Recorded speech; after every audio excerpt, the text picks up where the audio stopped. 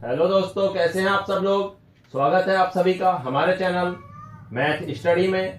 तो दोस्तों, आज की इस वीडियो में हम आपको त्रिभुज के टाइप 2 के प्रश्न कराने वाले हैं। आपने पिछली वीडियो में देखा होगा, हमने वहां पर टाइप 1 और उससे पिछले वीडियो में सभी त्रिभुजों को डिटेल वाइज समझाया था।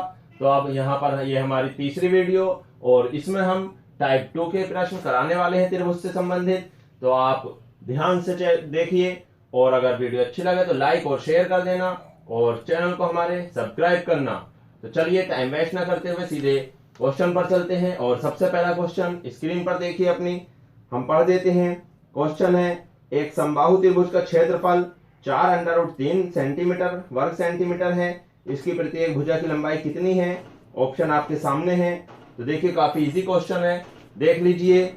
यहाँ पर समबाहु त्रिभुज का क्षेत्रफल दे रखा है। तो क्षेत्रफल की अगर मैं बात करूं तो क्षेत्रफल मेरे पास सूत्र होता है √3/4 गुणा a स्क्वायर बराबर कितना दे रखा है? क्षेत्रफल इसमें दे रखा है 4√3 क्षेत्रफल दे रखा है इसमें। अगर मैं यहाँ वर्गमूल 3 से वर्गमूल 3 काट दूं तो क्या बचेगा? a स्क्वायर बराबर 4 गुणा 4, इधर वाला भाग का 4 इधर गुणा में पहुंच जाएगा। तो यहां से a बराबर आ जाएगा 4। तो प्रत्येक भुजा की लंबाई कितनी हो जाएगी?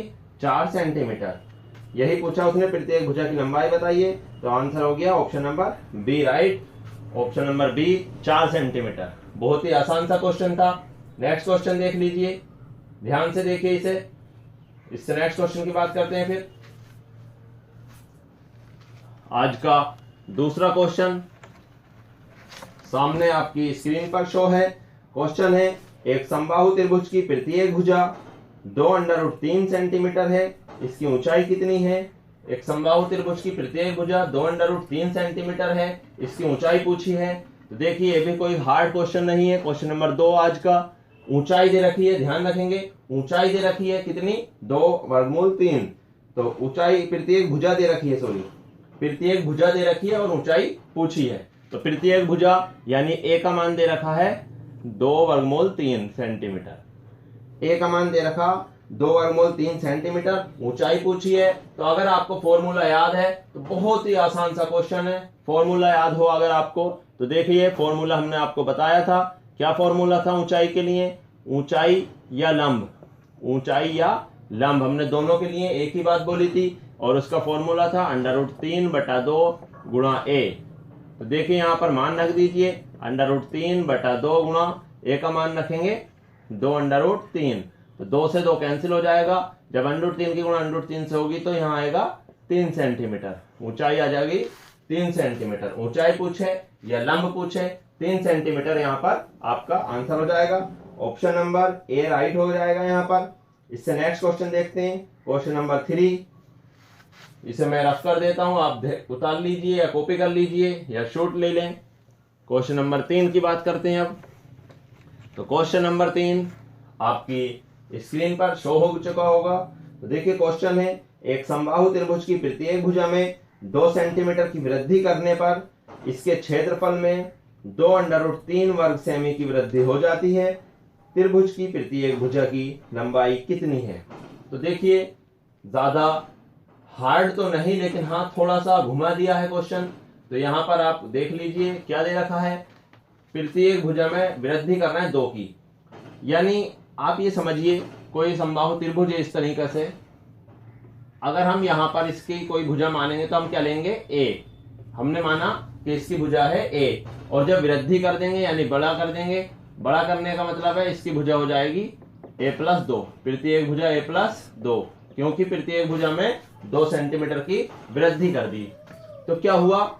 आप ध्यान रखेंगे, वृद्धि यानी बढ़ाना या कमी करना, बढ़ाना या कमी करना, दोनों का एक ही मतलब होता है। दोनों का मतलब होता है अंतर से, यानी इसकी भुजाओं में अंतर है 2 का।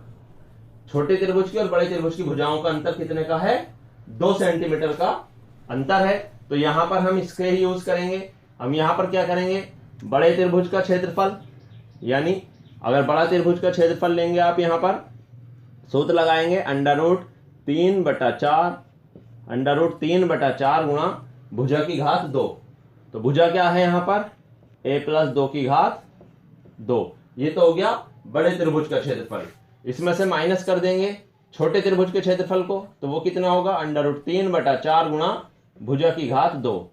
देखिए बड़े त्रिभुज का क्षेत्रफल माइनस कर दिया छोटे त्रिभुज का क्षेत्रफल, और यहां पर बराबर क्या रखेंगे आप, जो क्वेश्चन में दे रखा है कि इसके क्षेत्रफल में 2√3 की वृद्धि हो जाती है। तो वृद्धि को हम बराबर में लेंगे क्योंकि अंतर करने पर ही वृद्धि मिलेगी हमें, तो बराबर रखेंगे। तो देखिए यहाँ पर √3/4 कॉमन है, तो क्या बचेगा यहाँ पर a+2 का whole square minus a square बराबर में बचेगा 2√3। इस तरीके से बचेगा यहाँ पर। तो देखिए इधर √3 से √3 कैंसिल हो जाएगा, 4 इधर भाग में है, इधर पहुंचाएंगे तो गुणा में पहुंच जाएगा। उसके अंदर देख लीजिए यहाँ पर इसे सूत्र को सिद्ध करें, सोल्व करेंगे हम। यहाँ पर दो तरीके सोल्व हो सकता है यहाँ पर दोस्तों, या तो a+2 का होल स्क्वायर खोल लीजिए आप, या फिर a² - b² का फॉर्मूला लगा दीजिए।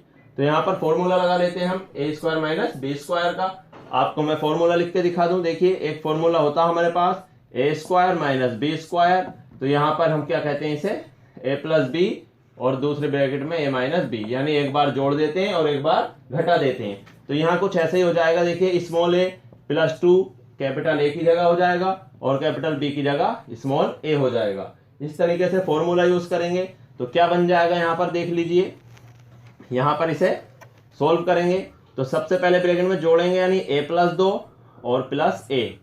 ये तो हो गया पहले ब्रैकेट में जोड़, और दूसरे ब्रैकेट में घटाएंगे यानी a+2 - a, और बराबर में 2 तो यहाँ सर बचा है और 4 इधर से, ये जो भाग वाला 4 है इधर पहुंच जाएगा गुणा में 4।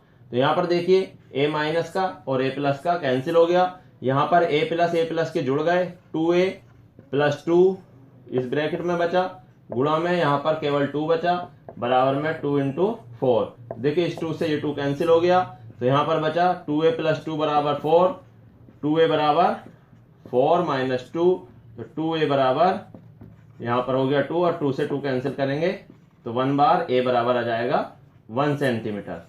प्रत्येक भुजा पूछिए हमसे, तो प्रत्येक भुजा कितनी आ जाएगी 1 सेमी। ऑप्शन नंबर 1 राइट हो जाएगा। ऑप्शन नंबर 1 में ही आंसर 1 दे रखा है। फिर इससे नेक्स्ट क्वेश्चन देख लेते हैं, आप इसे कॉपी कर लीजिए।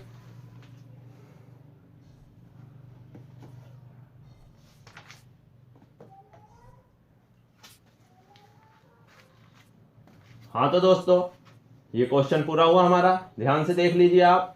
अगर कुछ भी पूछना हो तो कमेंट में पूछ सकते हैं आप। फिर इससे आगे क्वेश्चन की बात करते हैं, क्वेश्चन नंबर 4।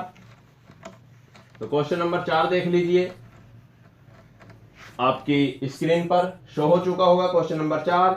तो देखिए क्वेश्चन नंबर 4 पढ़ देते हैं हम। क्वेश्चन है एक समबाहु त्रिभुज के अंत्यवृत्त का क्षेत्रफल 462 वर्ग सेमी है, इस त्रिभुज का परिमाप क्या होगा। तो यहाँ पर देख लीजिए एक समबाहु त्रिभुज के अंत्यवृत्त का क्षेत्रफल दे रखा है। अंत्यवृत्त का क्षेत्रफल, एक क्वेश्चन हमने कल भी आपको इस तरीके का कराया था, ये थोड़ा उसका उल्टा है। यहाँ पर अंत्यवृत्त का क्षेत्रफल दे रखा है, इसका मतलब क्या हुआ, वृत्त का क्षेत्रफल तो हमें पता है πr² होता, πr² कितना दे रखा 462 दे रखा है। तो 462 हो गया यहाँ पर πr² का मान। यहां से हम r की वैल्यू निकाल लेंगे, r की निकालेंगे तो पाई की वैल्यू रखेंगे 22/7 गुणा r² बराबर 462। 22 से इसे काटेंगे, 22 दूनी 44, 22 तिगुनी 22, तो r² बराबर कितना आएगा 21 गुणा में 7, r बराबर वर्गमूल, यहाँ पर इसकी मल्टीप्लाई करेंगे तो यहाँ हो जाएगा 21 × 7 147। तो r बराबर यहाँ से आ जाएगा, जब आप इसे अंडरवुड में लिख सकते हैं 49 गुणा 3, तो r बराबर 49 का वर्गमूल 7 वर्गमूल 3। यह आ जाएगा यहाँ से r की वैल्यू, r की वैल्यू 7√3 आ जाएगी। ये तो आई त्रिज्या, हमसे त्रिज्या नहीं पूछी बल्कि हमसे क्या पूछा है, यहाँ पर हमसे पूछा है त्रिभुज का परिमाप। और परिमाप के लिए पहले भुजा पता होनी जरूरी है, तो पहले हम भुजा निकालेंगे, यहाँ पर भुजा ज्ञात करेंगे। तो भुजा के लिए देखिए, भुजा के लिए मैंने इसका एक फॉर्मूला बताया था कल आपको, अंत्यवृत्त की त्रिज्या का क्या फॉर्मूला था, यहाँ पर फॉर्मूला था r बराबर a/2√3। ये फॉर्मूला बताया था मैंने कल अंत्यवृत्त की त्रिज्या के लिए, r बराबर a/2√3। अगर यहाँ से a निकालना अब हमें, तो 2√3 इधर आ जाएगा, यानी a बराबर r गुणा 2√3। कुछ इस तरीके से फॉर्मूला बन जाएगा ये, a बराबर r गुणा 2√3। r का मान रखेंगे यहाँ पर तो क्या बनेगा, देखिए a बराबर r का मान है हमारे पास 7√3 और गुणा में 2√3, तो a बराबर बन जाएगा 7 की 2 से गुणा करेंगे 14 आएगा, √3 की √3 से करेंगे तो 3 आएगा, तो a बराबर यहाँ से 14 तिया 42 सेंटीमीटर आएगा। ये तो आ गई समबाहु त्रिभुज की तृतीयक भुजा। तृतीयक भुजा आई है, पूछा हमसे परिमाप है, परिमिति है, तो परिमाप के लिए आपको ध्यान होगा, अगर फॉर्मूला आपने ध्यान से पढ़ा हो तो यहाँ पर देखिए परिमाप 3 गुणा a होता है, 3a, तो 3 से गुणा कर देंगे 42 की, तो कितना आ जाएगा 126 आंसर आ जाएगा, 126 सेंटीमीटर इसका परिमाप आ जाएगा। ऑप्शन नंबर सी राइट हो जाएगा। फिर नेक्स्ट क्वेश्चन देख लेते हैं, क्वेश्चन नंबर 5 की तरफ चलते हैं। तो यहां पर देखिए रफ कर देता हूं मैं इसे, और अब क्वेश्चन नंबर नेक्स्ट देखते हैं।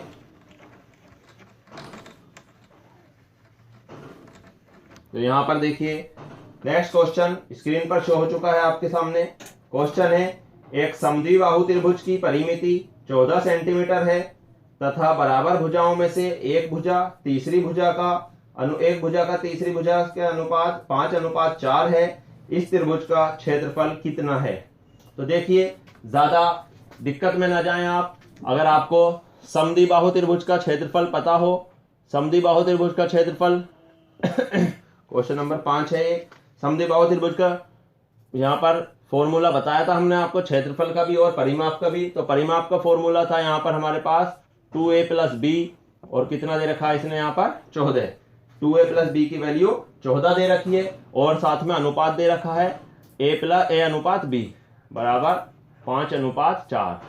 अब ये न सोचना कि a/b क्यों कहा, क्योंकि अगर आपको याद हो कुछ इस तरीके से हमारा समद्विबाहु त्रिभुज था, तो यहाँ पर a, यहाँ पर a और यहाँ पर था b, इस तरीके से था समद्विबाहु त्रिभुज। तो यहाँ पर देखिए तीनों भुजाओं को जोड़ेंगे तो 2a + b आया, और यहाँ पर क्या उसने दो बराबर भुजाओं में से एक भुजा तथा तीसरी भुजा का अनुपात, तो बराबर में से एक भुजा a ले ली और तीसरी हो गई b, तो a/b दे रखा 5:4। इसके बराबर में हम कुछ भी मान लेते हैं, x ले लेते हैं, तो यहाँ से a का मान आ जाएगा 5x, 5x के साथ जाएगा, और b का मान आ जाएगा 4x, 4x के साथ जाएगा। इस तरीके से स्मॉल a और स्मॉल b के मान निकालेंगे। अब अगर इन मानों को हम यहाँ पर रखें, इसे इक्वेशन 1 समझ लीजिए। इक्वेशन 1 से समीकरण 1 से हिंदी में लिखें तो समीकरण 1, समीकरण 1 में अगर ये वैल्यू पुट करेंगे 5x, अब यहाँ a है, a की गुणा भी कितने से हो रही, 2 से, a की गुणा 2 से हो रही, तो 5x की जब 2 से गुणा होगी तो बनेगा 10x, प्लस b का मान रखेंगे 4x बराबर 14 आएगा, तो यहाँ पर 14x बराबर 14 आएगा, 14 से 14 कैंसिल, x की वैल्यू आ जाएगी 1। जब x की वैल्यू 1 आ गई तो यहाँ से a और b निकाल देंगे हम। a 5x था हमारे पास, यहाँ पर a था 5x, तो 5x, x का मान 1 रखेंगे तो a आ जाएगा 5। फिर उसी तरह b, तो b है 4x, तो b का मान आ जाएगा 4, क्योंकि x का मान 1 है। अब दो भुजाएं पता लग गई हमें, तो हमने पहले यहाँ a और a बराबर बोला था, तो a का मान यहाँ भी 5, यहाँ भी 5, 5 5 10 और नीचे 4, इस तरीके से भुजाएं पता लग जाएंगी। लेकिन हमसे भुजा नहीं पूछी, यहाँ पर हमसे क्या पूछा है, हमसे यहाँ पर क्वेश्चन में पूछा है त्रिभुज का क्षेत्रफल कितना है, त्रिभुज का क्षेत्रफल पूछा है। तो क्षेत्रफल के लिए हमने फॉर्मूला आपको बताया था, अगर आपको याद हो तो क्षेत्रफल का फॉर्मूला था हमारे पास b/4 वर्गमूल 4a² - b², ये फॉर्मूला था क्षेत्रफल का। तो मान रखेंगे b का मान 4/4 वर्गमूल 4 गुणा a का मान 5 का स्क्वायर माइनस b 4 का स्क्वायर। देखिए 4 से 4 कैंसिल हो जाएगा, वर्गमूल में बचेगा 4 गुणा 5 का स्क्वायर 25 माइनस 4 का स्क्वायर 16, तो वर्गमूल 25 चौक 25 की 4 से गुणा करेंगे 25 चौके 100 होता है, माइनस 16, 100 में से 16 घटाएंगे तो 84 बचेगा। 84 को लिख सकते हैं हम यहाँ पर 4 गुणा 21, 4 गुणा 21 यानी 4 का वर्गमूल 2√21, यहाँ पर क्षेत्रफल आ जाएगा 2√21 सेंटीमीटर स्क्वायर। देख लीजिए आप एक बार ध्यान से, ये फॉर्मूला हमने आपको बता दिया था। तो यहाँ पर 2 वर्गमूल 21 सेंटीमीटर स्क्वायर आपका राइट आंसर हो जाएगा ऑप्शन नंबर सी। स्क्वायर या वर्ग सेमी एक ही बात होती है। फिर नेक्स्ट क्वेश्चन की बात कर लेते हैं, क्वेश्चन नंबर 6 की बात कर लेते हैं। क्वेश्चन नंबर 6 आप देख लीजिए, आपके सामने स्क्रीन पर शो हो चुका होगा। तो यहाँ पर क्वेश्चन नंबर 6 की बात कर लेते हैं। क्वेश्चन नंबर 6 आपने पढ़ लिया, हम भी पढ़ लेते हैं। तो देखिए क्वेश्चन नंबर 6 है, यहाँ पर एक समकोण त्रिभुज का क्षेत्रफल 30 वर्ग सेमी है तथा इसके कर्ण की लंबाई 13 सेंटीमीटर है, तो छोटी भुजा की लंबाई कितनी है। तो देखिए यहाँ पर क्या पूछा है, क्षेत्रफल पूछा है, यहाँ पर छोटी भुजा की लंबाई पूछी है, क्षेत्रफल दे रखा है। तो देखिए एक समकोण त्रिभुज का क्षेत्रफल 30 दे रखा है। समकोण त्रिभुज के क्षेत्रफल की बात करें तो 30 और एक भुजा दे रखी, कर्ण कितनी है 13। तो इस तरीके से आपका समकोण त्रिभुज होता है। यहाँ पर समकोण त्रिभुज ये 13 होता है, यहाँ पर ए और यहाँ पर बी, तीनों भुजाएं अलग अलग होती हैं। अब एक भुजा हमें 13 मालूम है यहाँ पर, तो आप क्या करेंगे, 13 भुजा मालूम है, क्षेत्रफल मालूम है 30।